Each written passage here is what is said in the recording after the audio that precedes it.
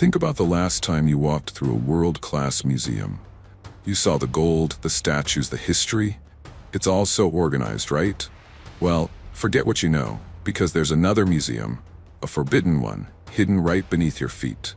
Behind steel doors and high-security basements, they're hiding the artifacts that rewrite religion, defy physics, and carry curses that kill. From the unlucky mummy that sank the Titanic to Sumerian tablets that reveal the creation of humanity, we are going deep. History isn't just what they show you, it's what they are afraid to let you see. Welcome to the vaults. Now, let's start with an object so notorious, it reportedly has a body count that includes the most famous shipwreck in history. It's officially known in the British Museum as Item 22542, but to the world, it is the unlucky mummy. First, a correction. It's not actually a mummy. It's a painted wooden mummy board, or a coffin lid, belonging to a high-ranking priestess of Amen-Ra from the 21st dynasty. But don't let the lack of a body fool you. The energy attached to this wood is said to be very real and very dark. The story begins in the late 1800s. 4 young English travelers visiting Thebes purchased this mummy board. Within days, the nightmare started. The first man walked out into the desert and never returned. The second was shot by a servant and had to have his arm amputated. The other 2, one lost his entire fortune, and the other died of a mysterious illness shortly after returning to London. But the board made it to England. It was given to a sister of one of the travelers, and immediately her house turned into a place of poltergeist activity. Pictures fell off walls, glass shattered, and people reported seeing a terrifying, withered face staring at them from the shadows. She eventually donated it to the British Museum, thinking she'd be free. She was wrong. Museum staff reported hearing frantic sobbing and banging coming from inside the Egyptian displays at night. One heavy-duty cleaner, while dusting the board, mockingly compared it to his mother-in-law. His child died of measles the next week. Another guard died shortly after being assigned to that specific room.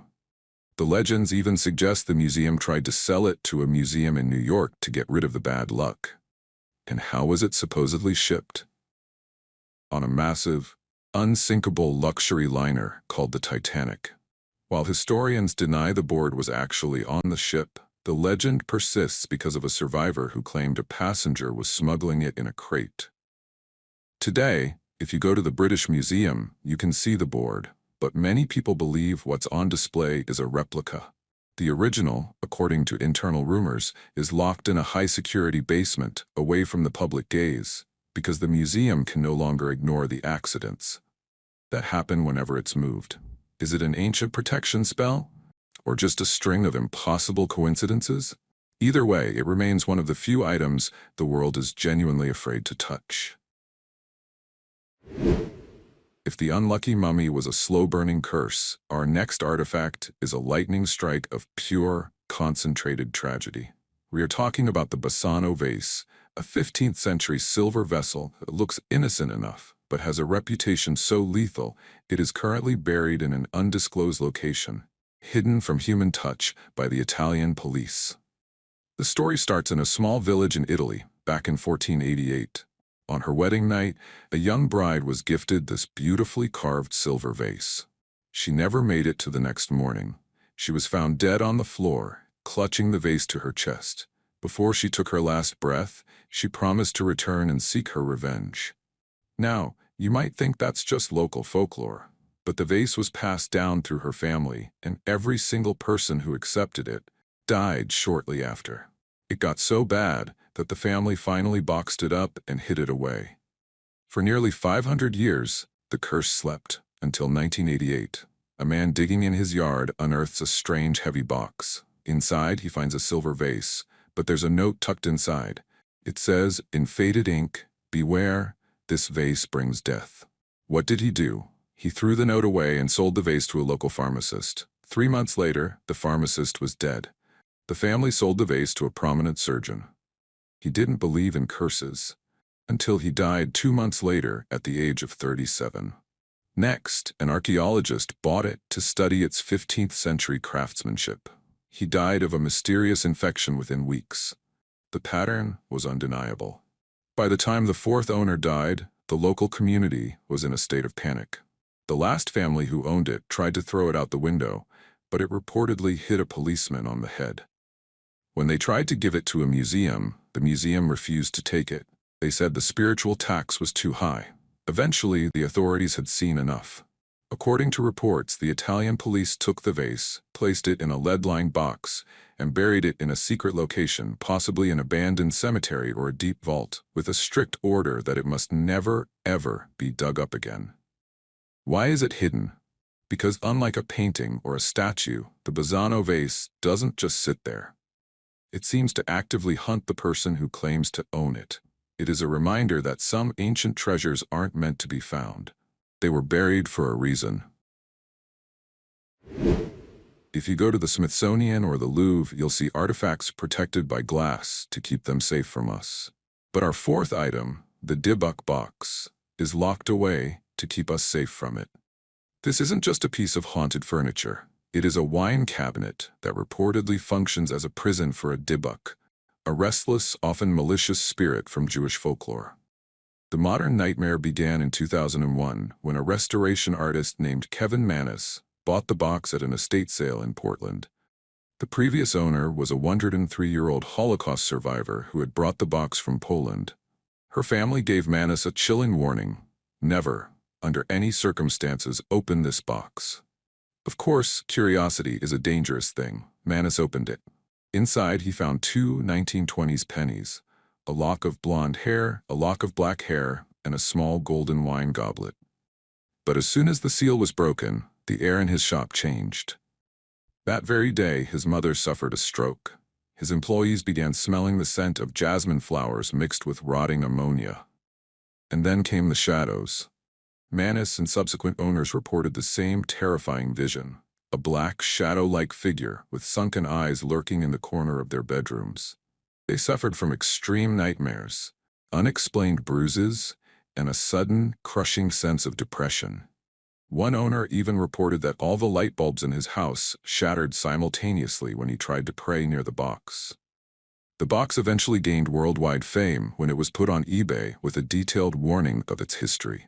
It was later acquired by Zach Bagans for his haunted museum. But here's the thing: it's not just sitting on a shelf. The box is kept in a specialized, high-security room behind protective glass, and visitors are required to sign a liability waiver just to enter the room.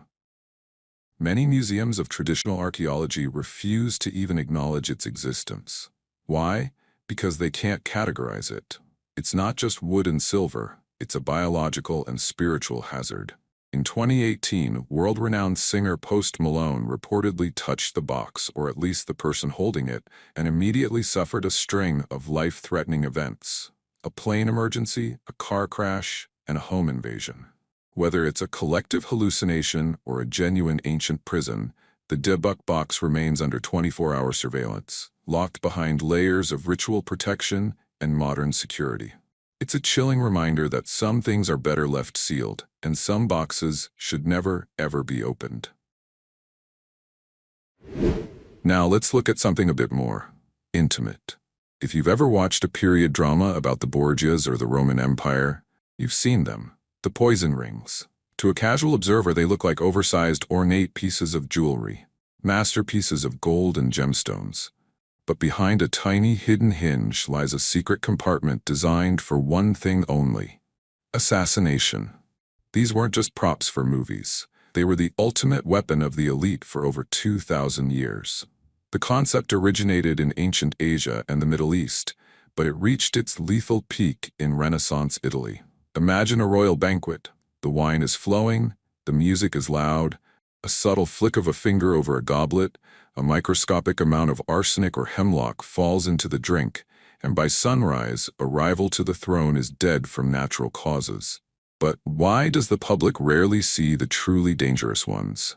Most museums display the ceremonial versions, the ones that are clearly just jewelry. But the authentic, functional poison rings are often kept in restricted forensic or private collections. Why? Because many of them still contain traces of highly concentrated ancient toxins. Even after centuries, certain organic poisons or heavy metal powders trapped in the porous gold or behind the seal can remain hazardous if touched or inhaled during cleaning. There's also a darker reason. Some of these rings were suicide rings. During the Roman era, high-ranking senators carried them not to kill others, but to kill themselves if they were captured or disgraced. They were filled with fast-acting venom, designed to give the wearer a quick exit before the torture began. One of the most famous hidden examples was found in a 14th-century fortress in Bulgaria. It was a bronze ring with a hidden side hole, specifically engineered so the wearer could pour poison into a glass while holding it, without even opening a lid. It was a masterpiece of ergonomics and murder. Museums keep the most lethal specimens under lock and key because they aren't just artifacts. They are crime scene evidence from a time when history was written in shadows. They represent a terrifying era where you couldn't trust your friends, your family, or even the ring on the finger of the person sitting next to you. They are beautiful, they are gold, and they are absolutely deadly. In 1922, when Howard Carter first stepped into the tomb of the boy king Tutankhamun, he found rooms overflowing with gold. But resting right against the king's right thigh was something far more precious than gold. It was a dagger encased in a beautiful gold sheath with a crystal pommel. But it wasn't the gold that baffled the world. It was the blade. You see, the blade was made of iron, and in 1300 BC, Egypt was still in the Bronze Age. They didn't have the technology to smelt iron, which requires temperatures far higher than their furnaces could reach. Even more impossible? After 3,300 years in a humid tomb, the blade hadn't rusted, not a single spot of corrosion. For decades, this was one of archaeology's greatest forbidden mysteries. Some whispered about time travel, others suggested an advanced, lost civilization. The original dagger is kept under extreme, climate-controlled security in Cairo, and for a long time, the Egyptian authorities were very protective of it, limiting who could study its molecular structure. It wasn't until 2016 that a team of Italian and Egyptian researchers were finally allowed to use X-ray fluorescence spectrometry on the blade. The results were mind-blowing. The iron contained high levels of nickel and cobalt, a chemical signature that doesn't exist in Earth's iron ore. The blade was extraterrestrial. It was forged from a meteorite. But here's the real insight. The ancient Egyptians knew this. Ancient texts from the era suddenly started using a new word for iron, bien-ta, which literally translates to iron from the sky. Imagine the scene. A massive fireball streaks across the desert, crashing into the sand. The pharaoh's blacksmiths recover the celestial rock, treating it as a literal gift from the gods. They didn't just find it, they managed to forge it. Think about the level of skill required to work with meteoric iron, which is incredibly brittle and difficult to shape, without modern tools.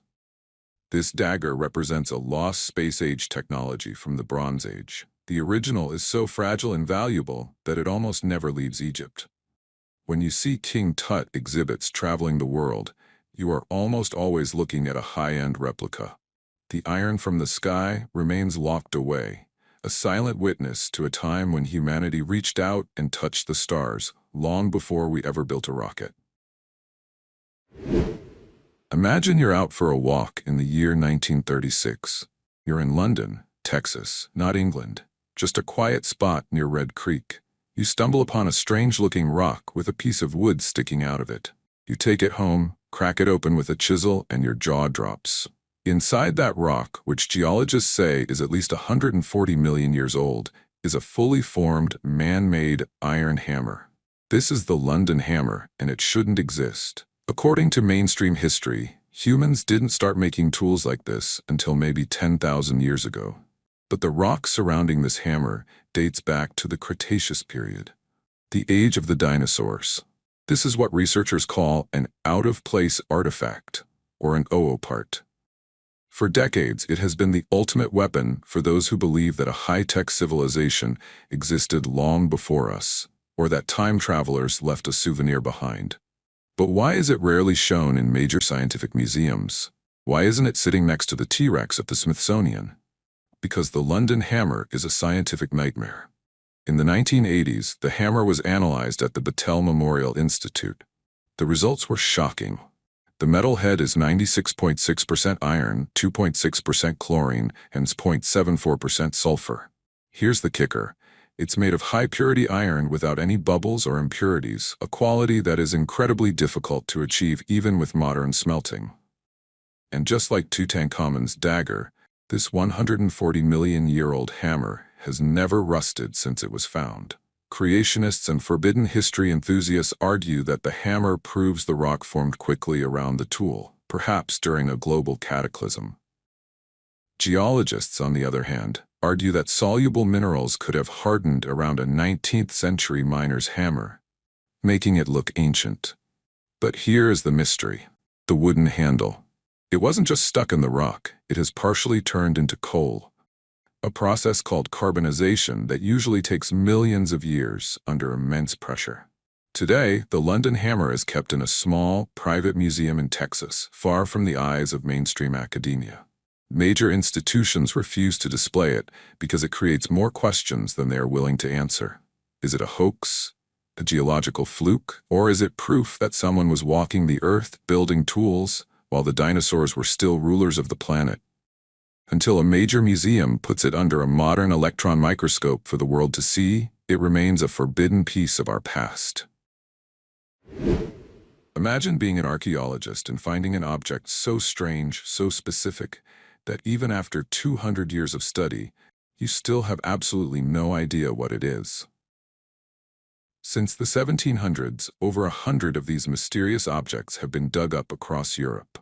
From Great Britain to Hungary, they are called Roman dodecahedrons. They are small, hollow objects made of bronze or stone, featuring 12 flat pentagonal faces. Each face has a circular hole of a different size, and each corner is adorned with a small brass knob. They are beautiful, they are geometric masterpieces, and they are a total historical dead end. Here's the part that frustrates historians. The Romans were obsessed with record-keeping. They wrote about everything, from their tax laws to the types of socks their soldiers wore. But in the millions of pages of Roman texts that have survived, there is not a single mention of the dodecahedron. Not one. Because they aren't mentioned in official records, many researchers believe these weren't official tools. While museums often display them as surveying instruments or candle holders, those theories don't hold water. Why would a candle holder need holes of different diameters? Why would a surveying tool be found in a woman's burial hoard alongside jewelry? This is where we enter the forbidden territory. Many of the most well-preserved dodecahedrons are kept in museum basements, away from the main exhibits, because they suggest a side of Rome that the empire tried to suppress, the world of unofficial magic and forbidden divination. One compelling theory is that they were used for astromancy, predicting the best time to plant grain based on the angle of sunlight passing through the holes. Another suggests they were used for casting spells or as secret symbols for underground cults that operated outside the Roman state religion. Some even believe they were complex tools for knitting gloves, a lost technology of the ancient household. But if they were just for knitting or farming, why hide them? Some experts suggest that because many were found in treasure hoards or graves, they held a high spiritual value, perhaps a key to a forgotten science or a ritualistic calendar that the rising Christian church later sought to erase from history. Today, these bronze riddles sit in glass cases, mocking our modern intelligence. We can build rockets and split atoms, but we can't figure out what a 2,000-year-old Roman villager did with a piece of bronze. They remain a silent testimony to a part of the Roman mind that remains completely closed to us. In 1898, a Swedish-American farmer named Olof Oman was clearing land in Kensington, Minnesota, when he found something that shouldn't exist. Wrapped in the roots of an old aspen tree was a 200-pound slab of gray wax stone, covered in strange ancient symbols. These weren't just any symbols, they were Norse runes. The inscription told a chilling story. It spoke of 8 Swedes and 22 Norwegians on an exploration journey from Vinland to the west. It mentioned they had camped by a lake, and when they returned from fishing, they found 10 of their men, red with blood and dead. The date carved into the stone? 1362. Wait, 1362? That is 130 years before Christopher Columbus ever set sail. And Kensington, Minnesota, is in the middle of the American continent, over 1,000 miles from the Atlantic Ocean. Immediately, the scientific community labeled it a hoax. They accused Olof Oman of carving it himself to prove his Viking heritage. For decades, Oman lived under a cloud of ridicule, and the stone was used as a doorstep for his granary. But here is where the forbidden part begins. Modern science is starting to push back against the skeptics. In the early 2000s, forensic geologist Scott Wolter performed a microscopic analysis of the stone. He looked at the weathering of the runes. He found that for certain minerals in the stone to break down the way they did inside the carvings, the stone had to have been buried for at least 200 years before Oman found it. That puts the carving long before any modern prankster could have reached Minnesota. Even more shocking, the runes used on the stone aren't standard Viking runes. They are dotted runes, a secret code used by Cistercian monks in Europe during the 14th century. How could a simple farmer in 1898 Minnesota know the secret writing of medieval monks? So why isn't this in the National Museum of American History? Because the Kensington runestone is an inconvenient truth. If it's real, it means Vikings didn't just visit the coast, they explored the heart of the continent. It means our history books are fundamentally wrong. Today, the stone sits in a small, local museum in Alexandria, Minnesota. Major institutions still refuse to give it a permanent gallery, calling it controversial. But as the forensic evidence piles up, the Kensington runestone remains a silent, heavy witness to a history that someone, somewhere, isn't ready to admit. For centuries, it has been the ultimate object of devotion for millions, and the ultimate puzzle for science. The Shroud of Turin is a 14-foot linen cloth that bears the faint, ghostly image of a man who appears to have suffered the exact physical trauma described in the crucifixion of Jesus Christ. But this isn't a painting. There are no brush strokes, no pigments, and no vapors. The mystery took a massive turn in 1898, when an amateur photographer took the first picture of the shroud. When he looked at the negative plate, he didn't see a blurred image. He saw a perfect, high-definition 3D positive of a human face. The shroud itself is an ancient photographic negative, created centuries before photography was even invented. But if you want to see it today, you're out of luck. The original shroud is kept in a climate-controlled, bulletproof, argon-filled silver casket inside the Cathedral of St. John the Baptist in Turin. It is only displayed to the public during solemn expositions, which happen maybe once every 10 to 25 years. Why such extreme secrecy? In 1988, the Vatican allowed 3 labs to carbon date a small corner of the cloth. The results came back, 1260 to 1390 AD. The world shouted hoax, and the case seemed closed. But for many researchers, that was just the beginning of the forbidden science. Critics pointed out that the sample was taken from a corner that had been repaired and rewoven by medieval nuns after a fire. When NASA scientists used a VP8 image analyzer, a tool used to map the moon, on the shroud, they discovered something impossible. The image contains 3D topographical information encoded into the fibers. You can't get that from a 2D painting or a photograph.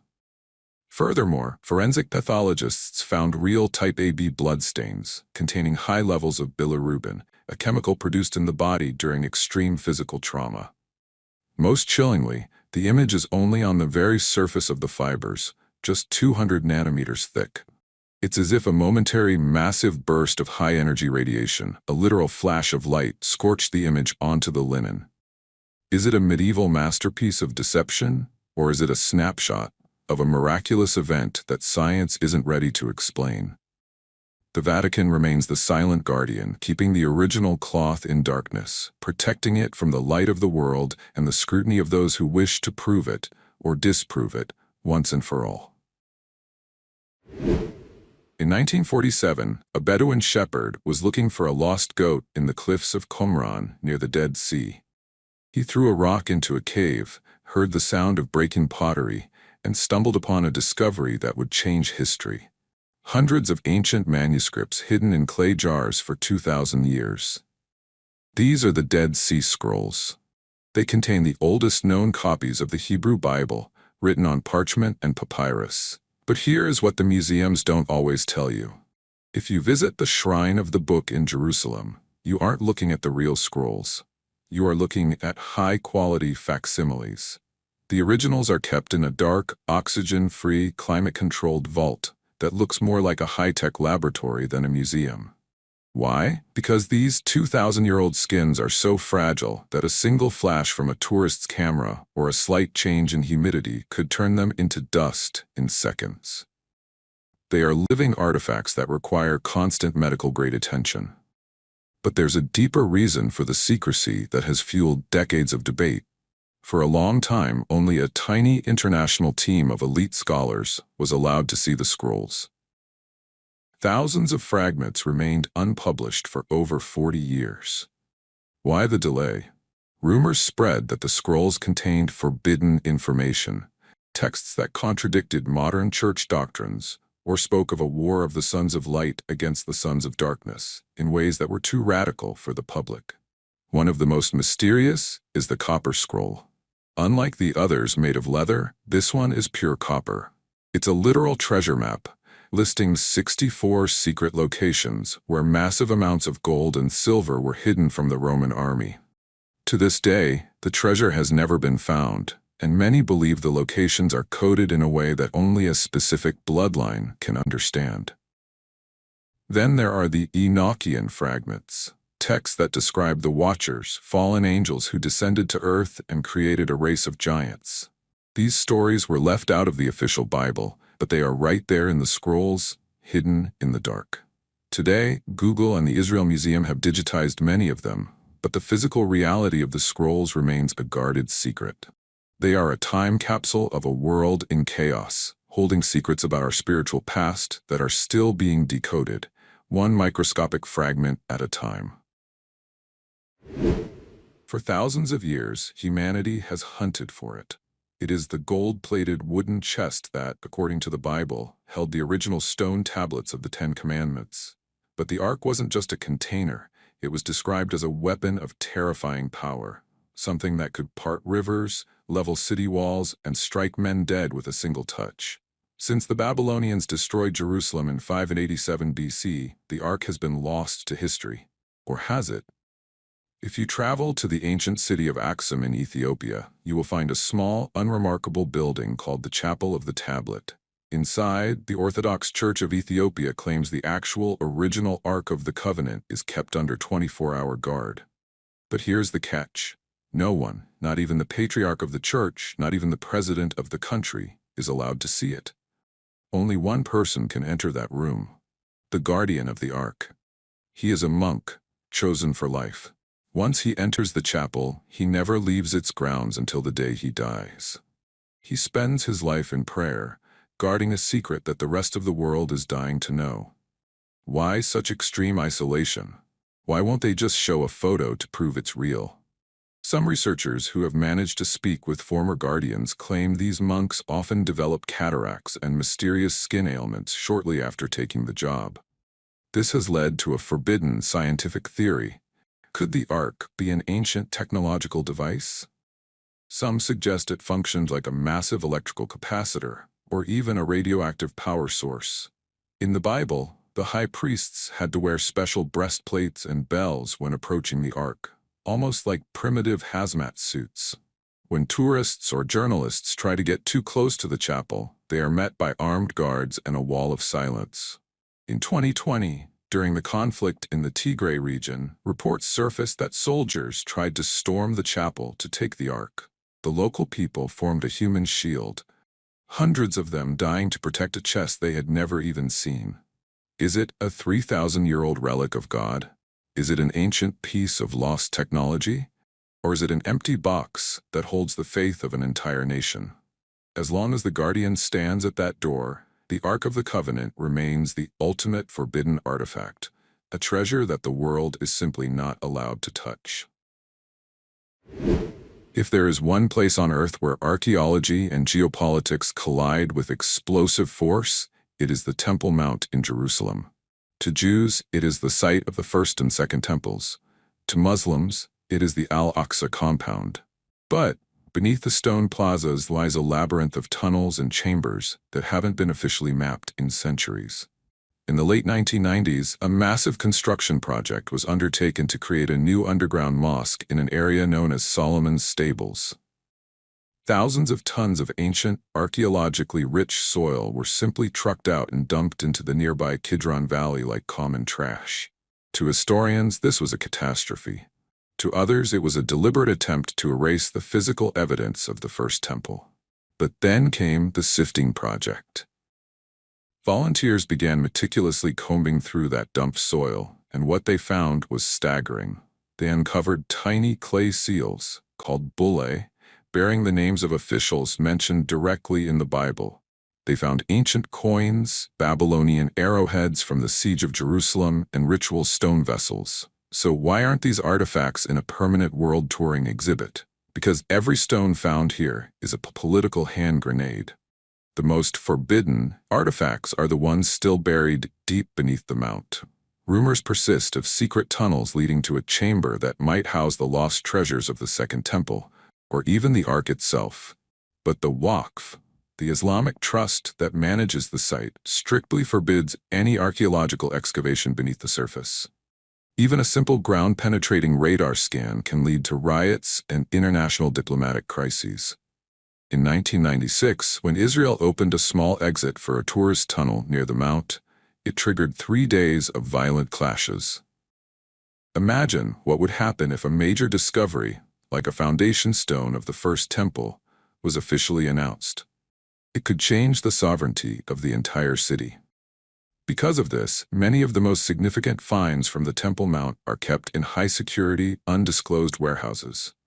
They are studied in silence, away from the cameras, because their existence challenges the accepted narrative of whoever happens to be in power. These aren't just pieces of pottery or old coins. They are the physical blueprints of a religious and national identity that millions are willing to die for. In Jerusalem, the truth isn't just buried, it's barricaded. For centuries, the Vatican's secret archives have been the subject of countless thrillers and conspiracy theories. But the reality is even more staggering. We are talking about 53 miles of shelving, containing documents that date back over 1,200 years. But it's not just paper and ink. Hidden within these climate-controlled vaults are relics that the public is strictly forbidden from seeing. To even get close, you have to be a high-level scholar with specific, pre-approved credentials. Even then, you aren't allowed to browse. You request a specific folder, and it is brought to you. You never see the stacks. You never see what lies in the corners. So, what are they hiding? Rumors from whistleblowers and former archivists suggest the Vatican holds artifacts that defy our understanding of time and religion. One of the most persistent legends is the chronovisor. This was reportedly a device built in the 1950s by a Benedictine monk named Father Pellegrino Ernetti. It wasn't a time machine, but a time viewer, a device that could tune into the residual electromagnetic energy of past events. Legend says the Vatican dismantled it and hid the components in the archives because it allowed users to witness the crucifixion of Christ firsthand, or even see the faces of long-dead emperors. Then there are the heretical relics. Throughout the Inquisition, the Church seized thousands of objects from pagan cults, occultists, and so-called witches. These weren't destroyed, they were cataloged and stored. We are talking about ancient grimoires, ritual tools used by secret societies, and artifacts that supposedly possess dark energy. The Church keeps them, not to honor them, but to contain them. There are also reports of extra-biblical texts, Gospels that were rejected during the Council of Nicaea because they spoke of a more human Jesus, or perhaps a more cosmic one. Some believe the archives hold physical evidence of extraterrestrial contact from the Middle Ages, hidden away to prevent a crisis of faith. The Vatican recently changed the official name to the Vatican Apostolic Archives to sound more open. But don't let the name change fool you. The most sensitive relics, the ones that could rewrite the history of the last 2,000 years, remain behind armored doors, guarded by the Swiss Guard and a wall of silence that has lasted for a millennium. They say the truth will set you free, but in the Vatican, the truth is kept under lock and key. The Rosetta Stone is perhaps the most important object in the history of linguistics. It's the dark granodiorite slab that allowed Jean-François Champollion to finally crack the code of ancient Egyptian hieroglyphs in 1822. If you visit the British Museum today, you'll see it standing proudly behind bulletproof glass, surrounded by crowds of tourists. But if you look closely at the stone, you'll notice something. It's broken. The edges are jagged and the corners are missing.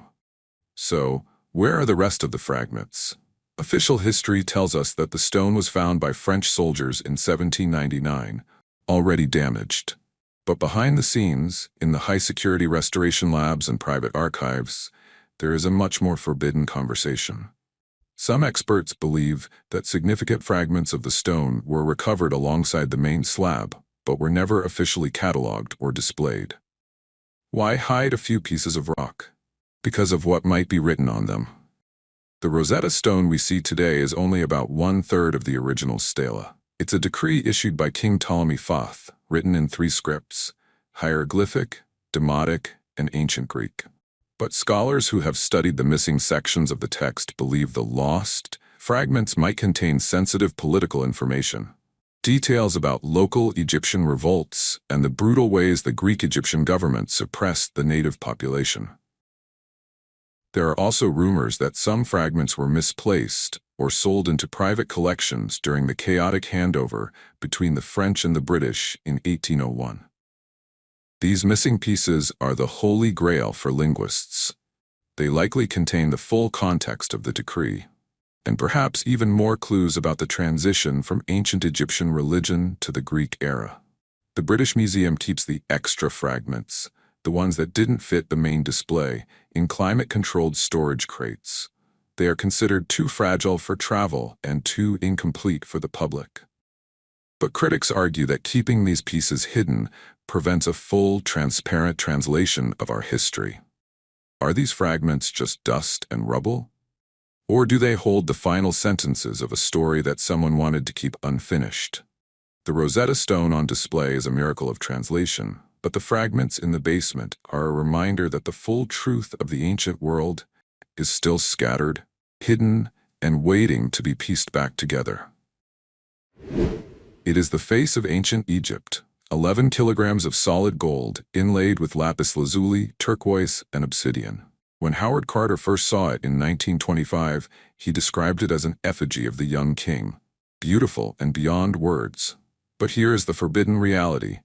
The mask you see in textbooks is a carefully guarded prisoner, and it hides a scandal that almost cost Egypt its greatest treasure. First, let's talk about why you'll likely never see the original outside of Cairo. In 2014, a disaster happened. During a routine cleaning, the braided beard of the mask was accidentally snapped off. Instead of following strict conservation protocols, workers used common epoxy glue to stick it back on. The result was a botched, visible mess of yellow resin. It took months of secret, emergency restoration by German experts to fix the damage. Since then, the original mask has been placed under a no-travel order. It is far too fragile and far too damaged by human error to ever leave its high-security vault in the Egyptian Museum again. But there is a deeper, more academic secret hidden in the gold itself. If you look closely at the mask's construction, you'll see that the face part is welded to the headpiece using a different type of gold. Modern forensic analysis suggests that the face of the mask, the part with the soft, boyish features, doesn't match the rest of the regalia. Why? Because many archaeologists now believe the mask wasn't originally made for Tutankhamun. The cartouches on the inside show signs of being erased and rewritten. The theory is that this magnificent mask was actually made for a woman, likely the mysterious Queen Nefertiti, or a female co-regent named Nefer-Neferuaten. Because King Tut died so suddenly at age 19, his officials didn't have time to finish his burial equipment. They literally raided the royal treasury, took a queen's mask, swapped the face for Tutankhamun's, and buried it. Today, the original mask sits behind double-layered, climate-controlled glass in Cairo, guarded by armed soldiers. Most of the masks that travel to London, New York, or Paris are museum-grade replicas. They show you the beauty, but they don't show you the epoxy scars or the erased names of the powerful women who were supposed to wear that gold into the afterlife. It is a masterpiece of recycled history, kept in the dark to preserve the myth of the Boy King. In 1974, farmers digging a well in Xi'an stumbled upon what is now called the eighth wonder of the world, an army of 8,000 life-size terracotta soldiers, horses, and chariots built to protect Qin Shi Huang in the afterlife. If you've seen them in person or on TV, you see gray clay figures. They look like stone. But here's the forbidden truth. When these soldiers were first unearthed, they weren't gray. They were vivid. They were painted in brilliant crimson, azure blue, and royal purple. And then, within 15 seconds of touching the air of the 20th century, that color began to curl, crack, and vanish. The lacquer, dried out by the modern atmosphere, peeled away right before the archaeologist's eyes. It was a scientific heartbreak. Because of this disaster, the Chinese government placed an immediate blackout on the most significant parts of the site. The originals, the soldiers that still retain their 2,000-year-old paint, are kept in high-tech, nitrogen-filled glass chambers where oxygen is strictly forbidden. You will never see these colorful warriors on a world tour. They are too fragile to move, and their beauty is so fleeting that even the light from a camera flash could destroy them forever. But the terracotta soldiers are just the perimeter. The real forbidden artifact is the tomb of the emperor himself.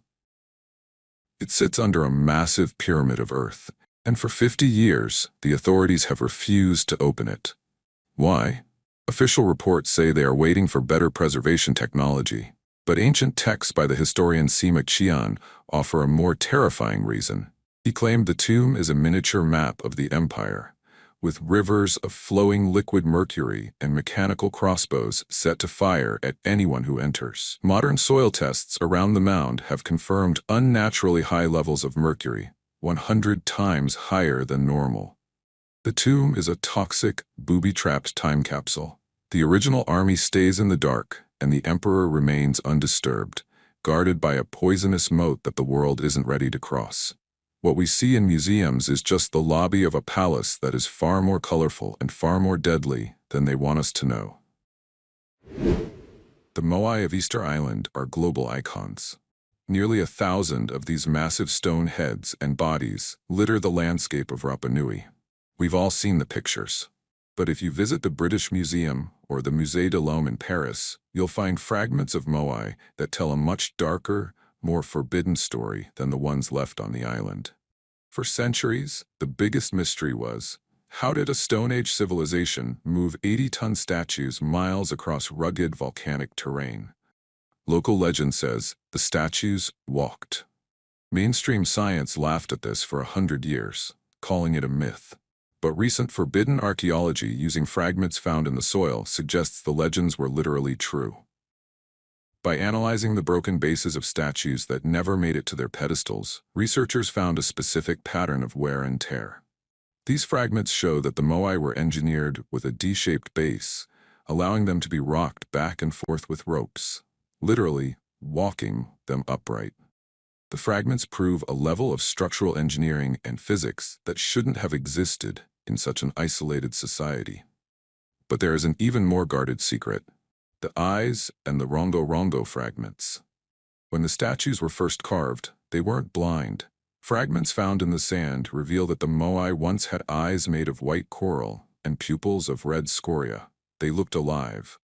Most of these coral fragments are now locked in museum drawers, away from the public, because they are incredibly fragile. And then, there's the language. Along with the statue fragments, archaeologists found small wooden tablets covered in a script called rongo. It is one of the few independently created writing systems in human history, and to this day, it has never been deciphered. Only about 24 fragments remain in the world, kept in high-security vaults. They are forbidden because they represent a lost library of knowledge, stories of where these people came from and why they stopped building. The statues on the island are the skeletons of a civilization, but the fragments in the basements are the soul. Museums keep them hidden because as long as the Rongo remains untranslated, the Moai remain a mystery. And in the world of tourism and history, sometimes a mystery is worth more than the truth. Imagine a library containing the entire history, science, and spiritual wisdom of a civilization that mapped the stars thousands of years before the telescope. Now imagine a single man, driven by religious zeal, burning it all to the ground in a single afternoon. In 1562, Bishop Diego de Landa ordered the burning of thousands of Maya books, claiming they contained nothing but lies of the devil. Only 4 original codices survived the fires. Just 4. And today, they are some of the most guarded artifacts on Earth. If you go to the Dresden Library or the museums in Madrid and Paris, you'll see these long, accordion-style books made of bark cloth. But what the public rarely sees are the uncatalogued fragments, the charred, microscopic scraps of bark that were rescued from the ash or found in the deep, oxygen-free mud of sacrificial sinkholes or cenotes. Why is there such a blackout around these fragments? Because the Maya didn't just record history, they recorded cycles of time. Modern cryptographers and astronomers who have been granted secret access to these fragments have discovered something chilling. The Maya weren't obsessed with the end of the world. They were obsessed with solar minimums and galactic alignments that repeat every few thousand years. Some hidden fragments contain tables of lunar and solar eclipses that are accurate to within seconds. Calculations that weren't matched by Western science until the 20th century. There are rumors that some fragments, kept in private Vatican collections or high-security vaults in Mexico, contain detailed instructions on how the Maya summoned their gods, the feathered serpent Kukulkan. These texts describe rifts in the sky and stargates that modern science dismisses as mythology. But the technical precision of the surrounding text makes researchers uncomfortable. Today, these fragments are kept in light-proof, argon-filled cases. Even the curators only touch them with specialized tools.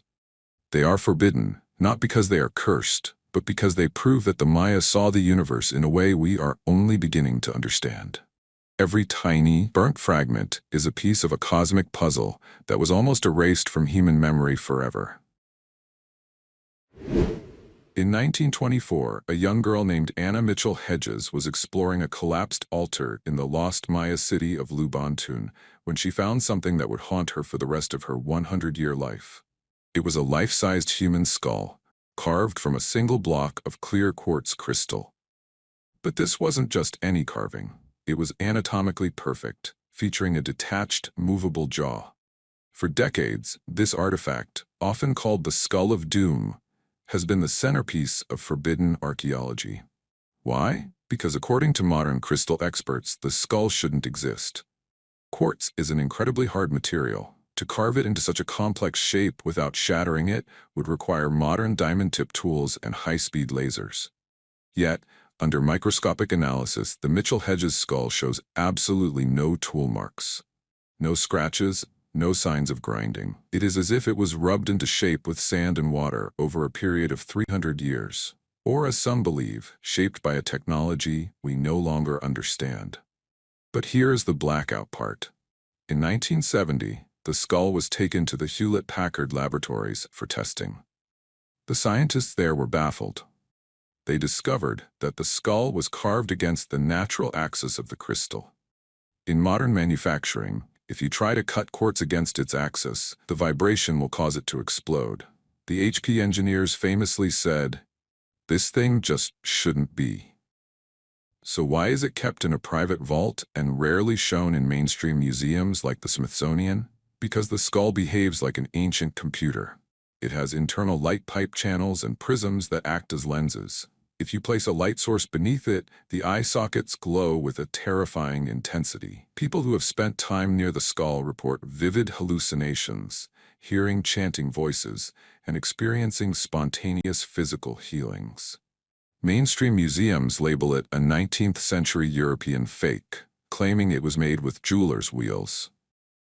But the Mitchell-Hedges family and independent researchers point to the fact that no jeweler in the 1800s could achieve this level of optical perfection. Today, the original Mitchell-Hedges skull is kept in a high-security, undisclosed location. It remains a silent, transparent riddle, a bridge between ancient Maya mysticism and a level of crystalline technology that we are only beginning to explore. Is it a gift from the stars or a masterwork of a lost human era? As long as it stays behind private doors, we may never truly see into its mind. As World War II drew to a close, a secret race began. It wasn't just for rocket scientists or nuclear secrets. Allied T-Force units were hunting for something else: the occult library and relics of the Anunnaki, the Nazis' elite ancestral heritage organization. This wasn't a group of historians. It was a department dedicated to finding ancient artifacts that could be used as weapons of psychological and spiritual war. If you visit a mainstream military museum, you will see uniforms, tanks, and Lugers. But you will almost never see the forbidden inventory: the ritual daggers, the stolen Tibetan mandalas, and the ancient runes carved into human bone. One of the most guarded secrets is the Spear of Destiny, the blade that supposedly pierced the side of Christ. Hitler was obsessed with it, believing that whoever possessed the spear would rule the world. After the war, the Americans recovered it in a secret vault in Nuremberg. Today, a spear is displayed in the Hofburg Museum in Vienna, but many occult researchers believe the true spear, the one the Nazis performed rituals over, is still hidden in a high-security U.S. military facility, classified as potentially hazardous cultural property. Then there are the artifacts from their 1938 expedition to Tibet. The Anunnaki believed the Aryan race originated from a lost civilization in the Himalayas. They brought back strange, non-humanoid statues and scrolls that supposedly contained secrets of vril energy, a cosmic power that could levitate objects or power advanced aircraft. Why is there such a blackout on these items? Because they represent a terrifying intersection of high technology and ancient mysticism. The most disturbing of all are the bell components, remnants of DYBBUK. This was a top-secret project involving rotating mercury and electromagnetic fields. Some believe it was an attempt at time travel or anti-gravity, fueled by ancient Vedic texts the Nazis had stolen. When the project site in Poland was captured, the device was gone. Only fragments of the occult blueprints remained. Today, these artifacts are spread across classified warehouses in the US, Russia, and the UK. They are kept away from the public not because they are fake, but because they represent a period where history's greatest villains tried to turn ancient myths into modern nightmares. They are reminders that some knowledge, when placed in the wrong hands, is truly forbidden. What happens when the most powerful people on Earth, presidents, CEOs, and monarchs, gather behind closed doors? They don't just talk about politics, they perform rituals that date back to ancient Babylon. And at the center of these ceremonies is the mask. If you look at the archives of the Société de l'Enfer or the private collections of the Rothschilds, you'll find masks that defy explanation. These aren't simple carnival masks. They are grotesque, surreal, and often made from rare materials like porcelain, gold, or even animal bone.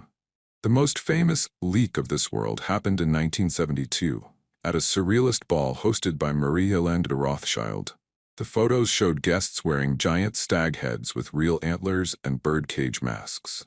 But the masks we don't see in photos are the ones used in death and rebirth rituals.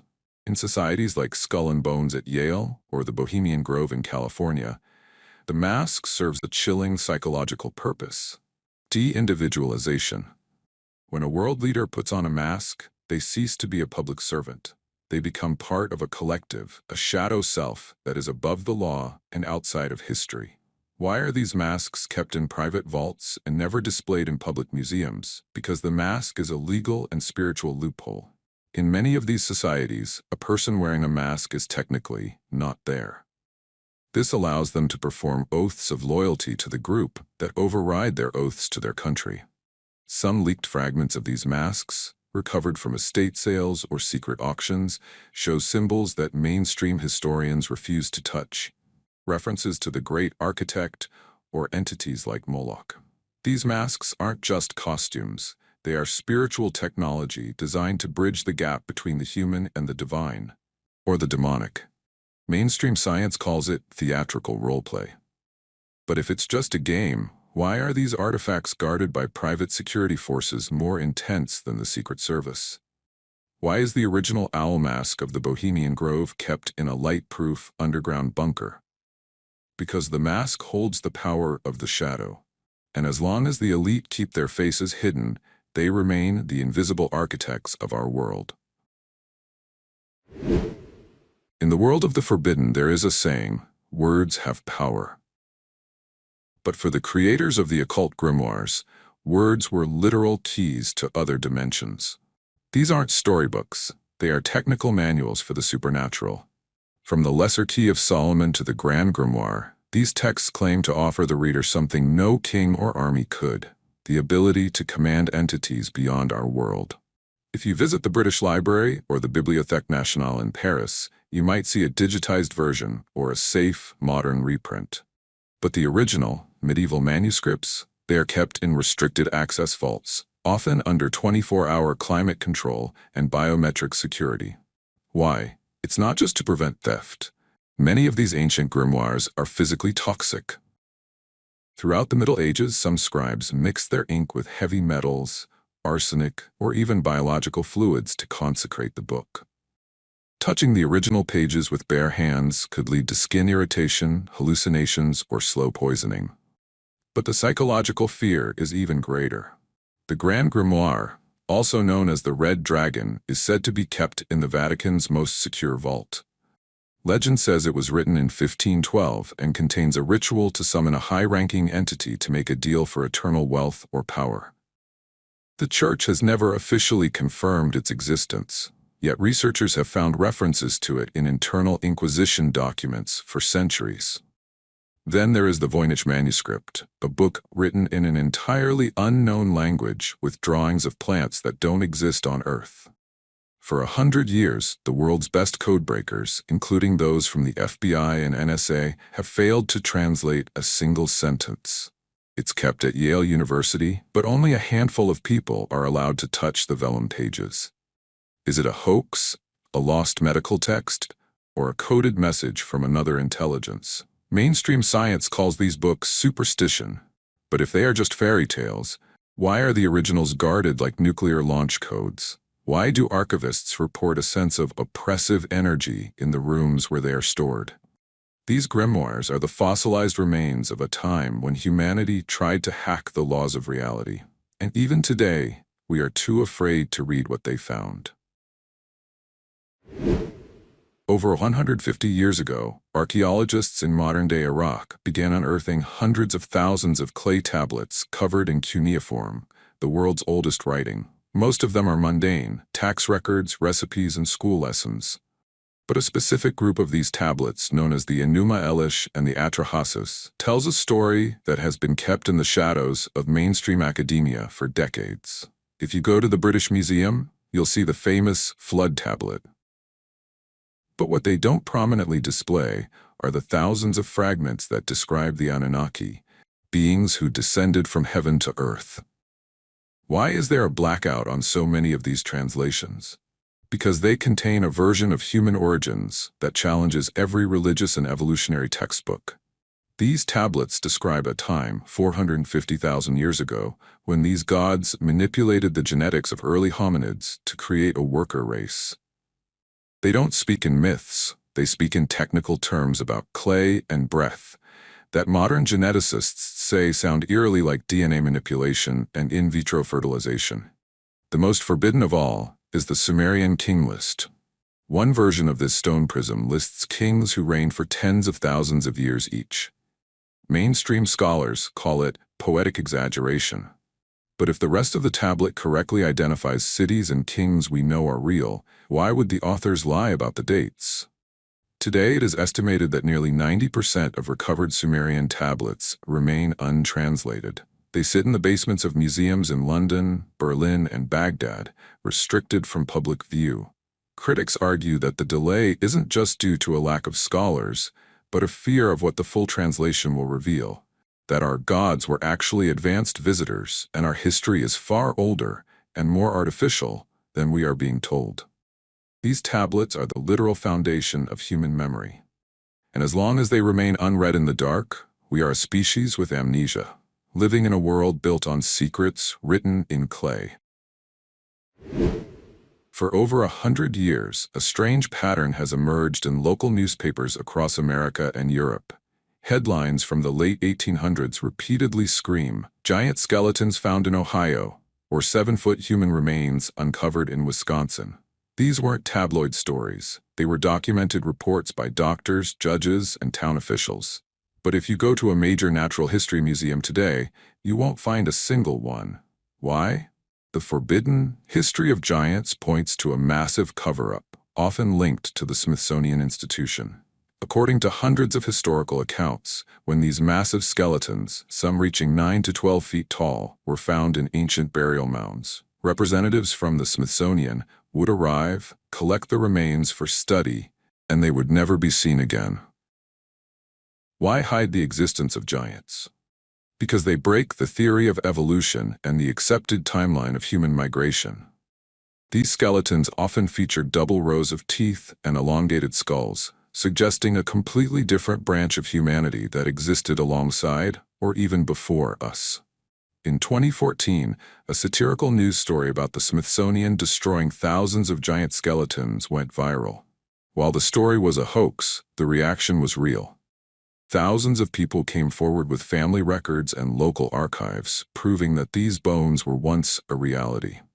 In the Lovelock Cave in Nevada, local Paiute legends speak of Siteka, red-haired giants who were cannibals. When archaeologists excavated the cave in 1912, they found sandals that were 15 inches long, equivalent to a modern-sized 29 shoe. Those sandals exist, but the skeletons they belong to have vanished into restricted government warehouses. Are these remains just hormonal anomalies, or are they the Nephilim mentioned in ancient texts? By keeping these bones in the dark, the scientific establishment protects its current narrative. But as more independent researchers use ground-penetrating radar on ancient mounds, the truth is beginning to leak out. Earth was once a world of giants, and we are just the smaller survivors living in their shadow. In 1961, 3 rock hunters were exploring the Coso Mountains of California, looking for beautiful geodes to sell in their gift shop. They found a stone that looked ordinary on the outside, but when they cut it open with a diamond saw, they didn't find crystals. Instead, they found something that shouldn't exist, a piece of high-grade porcelain surrounding a magnetic metal core and a tiny copper ring. To any modern engineer, it looked like a spark plug, but to a geologist, there was a massive problem. The object was encased in a hard geode or a concretion that was estimated to be 500,000 years old. This is the forbidden reality of the Coso artifact. If the geological dating is correct, someone was manufacturing advanced electrical components 500,000 years before humans even learned to forge iron. For a brief moment in the 1960s, the artifact was a scientific sensation.